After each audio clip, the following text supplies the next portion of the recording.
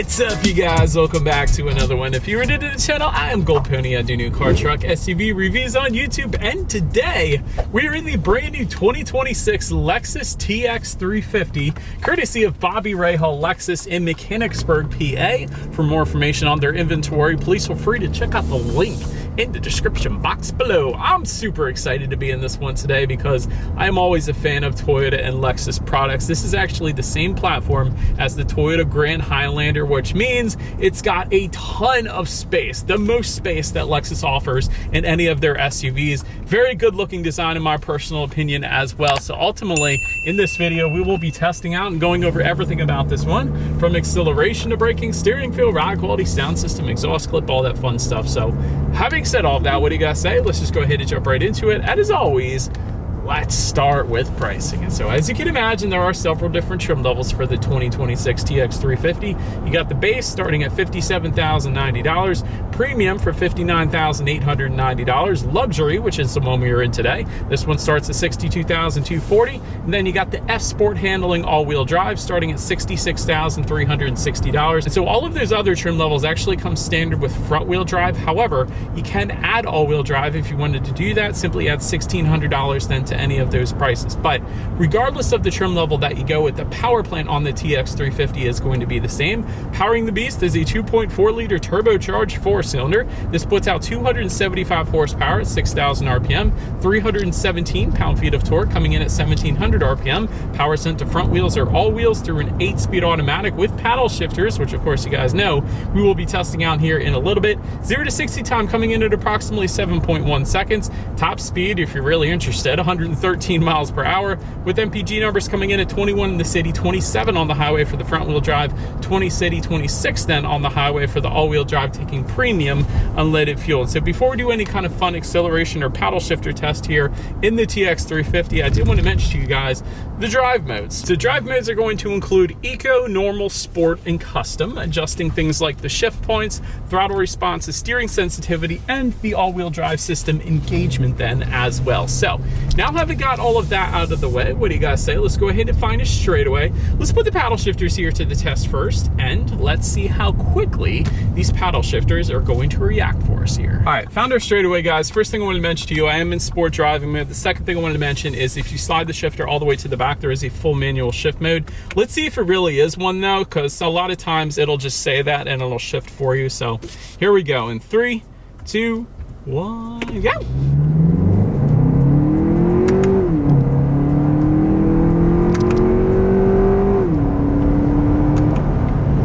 Two things. It did shift for me. That's the first thing. Secondly, there was a pretty substantial delay to the paddle shifter. So I like that they're there. You can use them for engine braking if it's snowing out. So rather than hitting the brakes and we're sliding off the road, just do a little bit of downshifting with the paddle shifters and let the engine do some of the braking. But having said that, there's definitely a delay to the paddle shifters, so quite honestly, I wouldn't use them. So I'm just gonna get back full control of the TX here, just slide the shifter to the back and to the left. And let's do this one more time with the car having full control, and let's see how quickly, let's see how quickly we can get our new TX 350 here up to speed. All right, perfect straightaway here from a standstill in 3, 2, 1, go.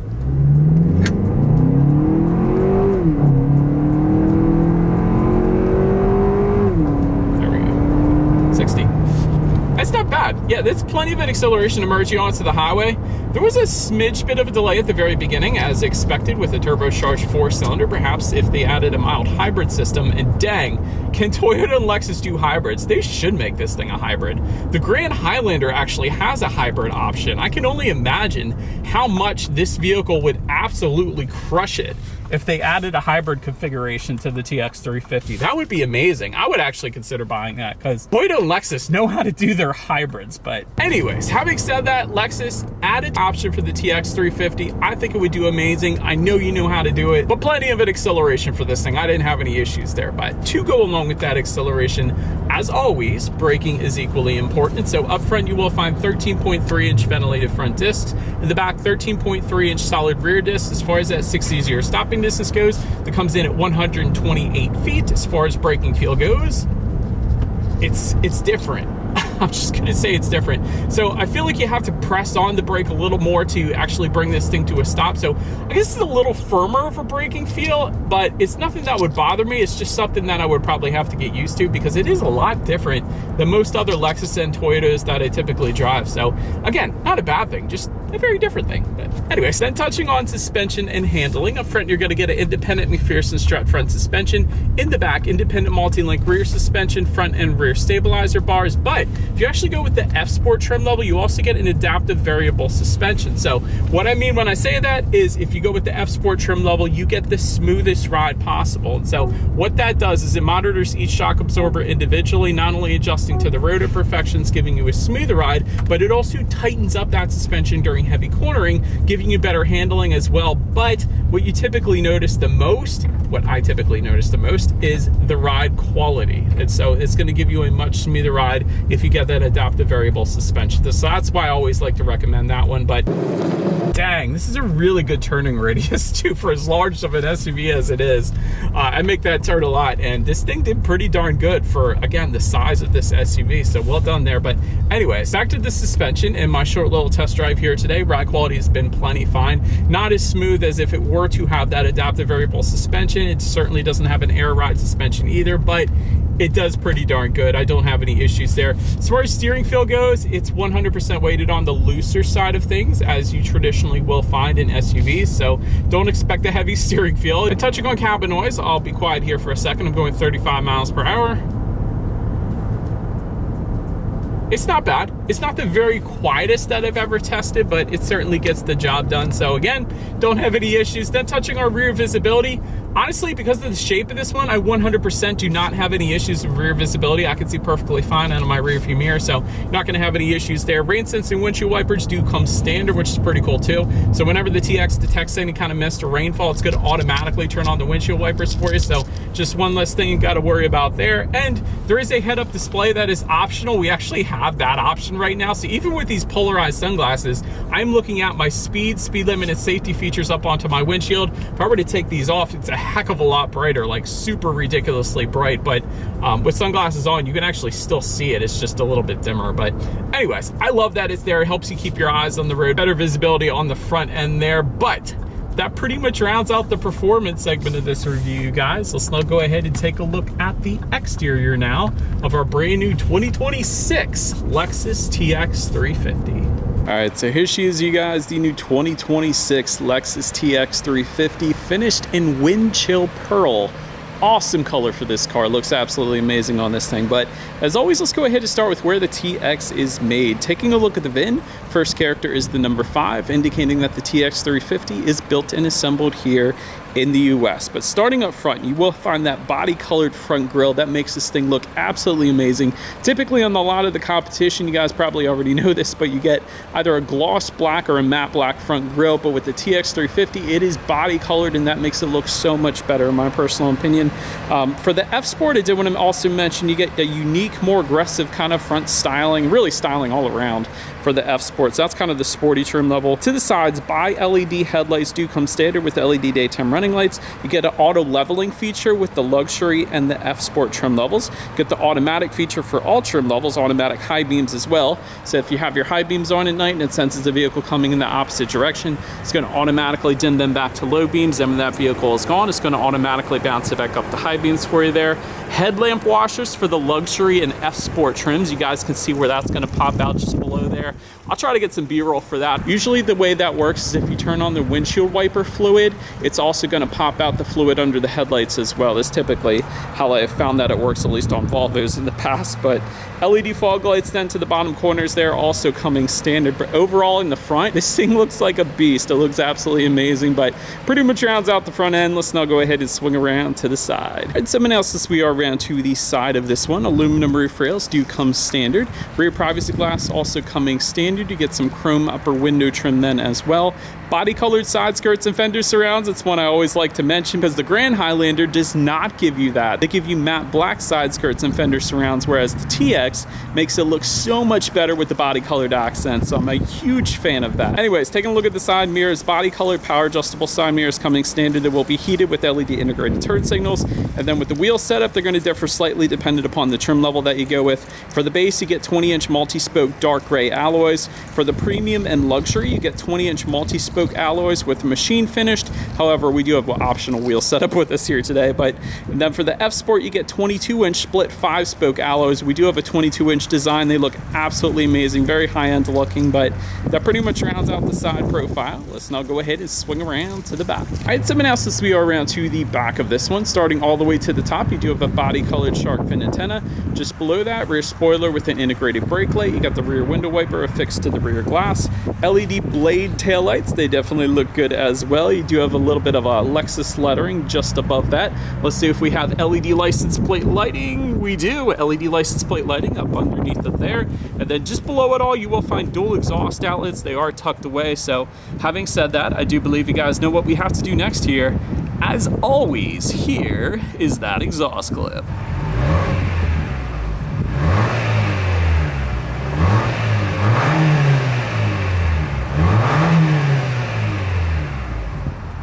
All right, so now since we are around to the back of the TX here, when it comes to opening that rear tailgate, it is a hands-free power tailgate that does come standard for all trim levels across the board. So you gotta absolutely love that. But there is a button on the key fob. There's a button, of course, on the tailgate itself then as well. But once opened up, cargo capacity comes in at 20.2 cubic feet behind that third row. Of course, the third row does fold down. That's gonna bump that up to 57.4 cubic feet. Then with all rows folded, 97 cubic feet. 97, that is an absolute ton of space. For comparison, if you were comparing this to the GX comes in at upper 70s, 76, 78 cubic feet, somewhere in that ballpark. This comes in at 97, so that's substantial, man. Like 97 cubic feet, that's more than a Kia Telluride, and more than a Honda Pilot, a Toyota Highlander.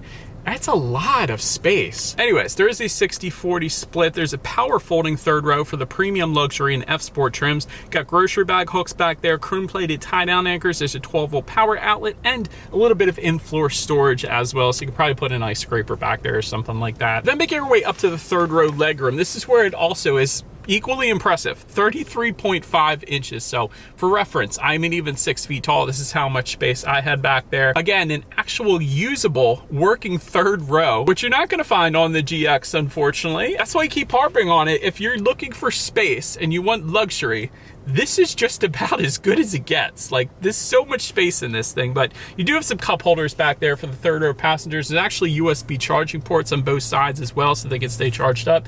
And the rear ventilation, that's gonna be found on the ceiling, so all three rows are gonna be comfortable. But then making our way up to the second row legroom, that comes in at 39.5 inches. For reference, I'm an even 6 feet tall. This is how much space I had in the second row there. Rear window sunshades, though, do come standard on every single trim level across the board. I'm 100% huge fan of that. Heated second row for the luxury, heated and ventilated captain's chairs for the F Sport. Bench seating for all trim levels but the F Sport. However, of course, it's optional on our luxury that we have with us here today. We got the captain's chairs. Tri-zone climate control coming standard, USB charging ports coming standard back there as well. So definitely a nice setup there.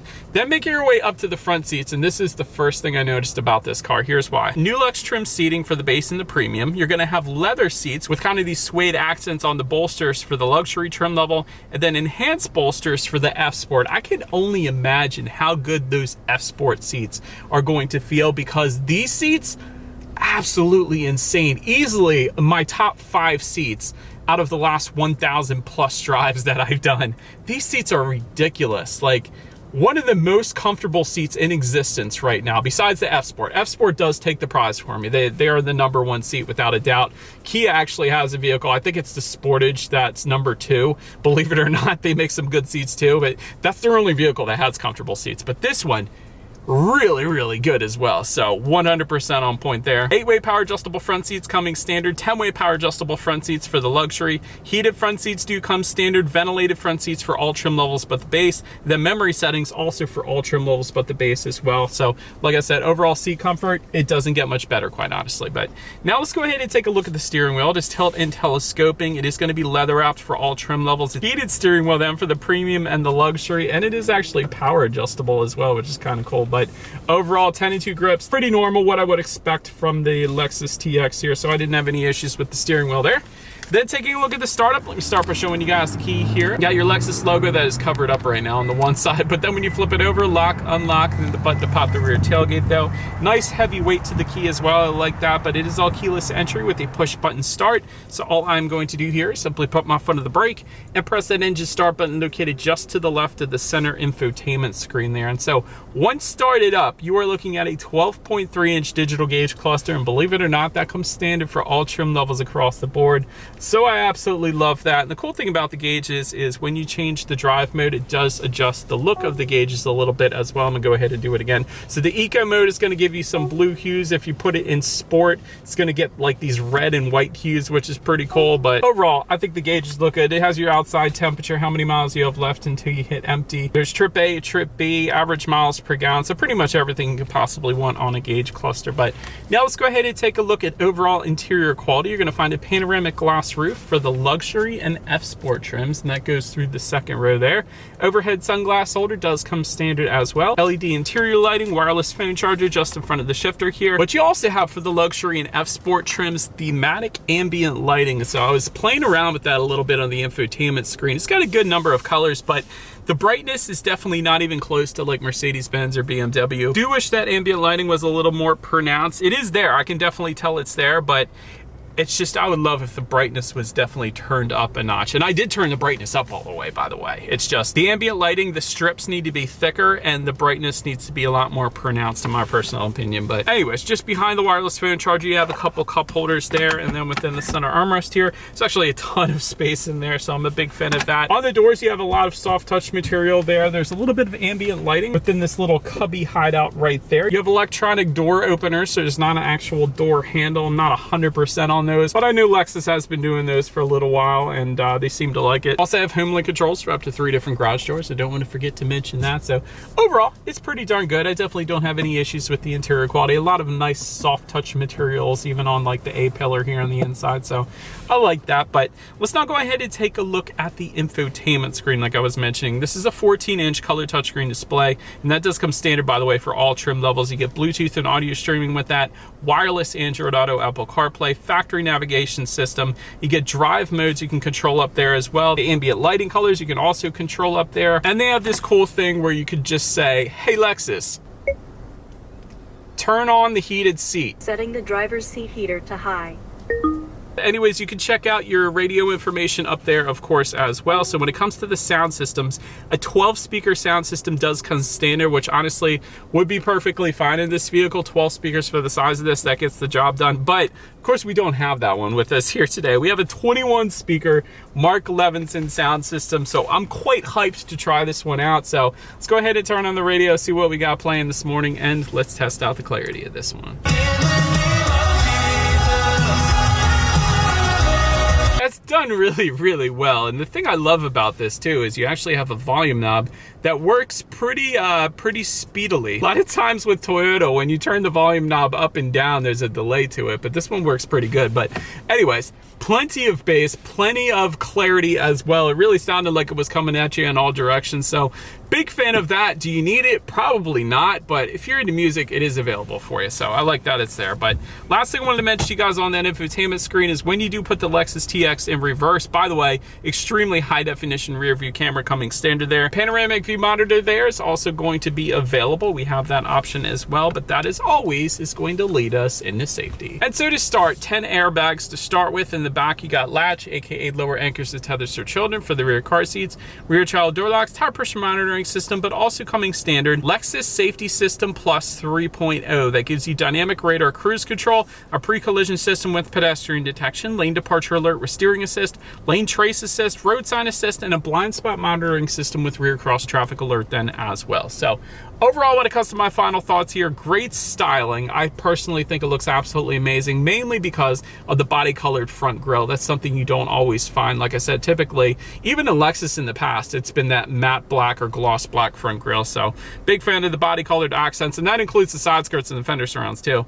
Plenty of space, 97 cubic feet of space. This is the most space of any SUV that Lexus offers. So if you have a family of 2 or 3 and you just need the space, this is it, man. This is as big as it gets, so you gotta be a fan of that. As far as room for improvement goes, there is 2 things, and one's kind of a big thing, and then the other thing is kind of like, if it was there, it'd be cool. So hybrid configuration, I would love if that was there. That would be cool. That's my kind of constructive criticism, but I guess if you wanted the hybrid configuration, just go with the Grand Highlander hybrid. The cool thing about that is you get all-wheel drive with this amount of space, with 36 miles per gallon, and absolutely ridiculous reliability, because it has the same engine as the Highlander hybrid, which is known for incredible reliability. I remember reading an article about one of those going over 1 million miles on the just regular engine and regular battery, which is insane. Like, Toyota knows how to make a hybrid system, so they could easily do it on the Lexus as well. I think it would sell good, but I don't know, I could be wrong. But the big thing with this one, and this really hurts me a little bit, but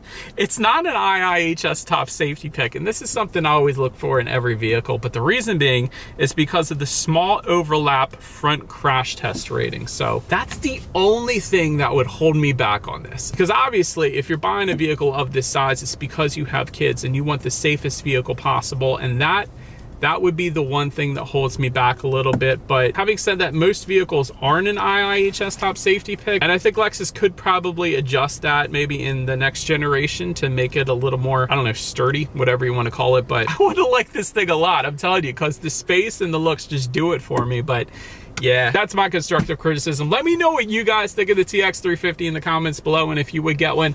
That's about it for this one, you guys. Thank you so much for watching. Feel free to follow me on social media stuff if you wanted to see what's coming next on the channel before it gets to YouTube. Be sure to hit the subscribe and the bell notification button if you're new to car reviews. That is what I've been doing here for 11 years now. Do appreciate you guys watching more than you know, and I will see you guys all in the next video. Stay gold.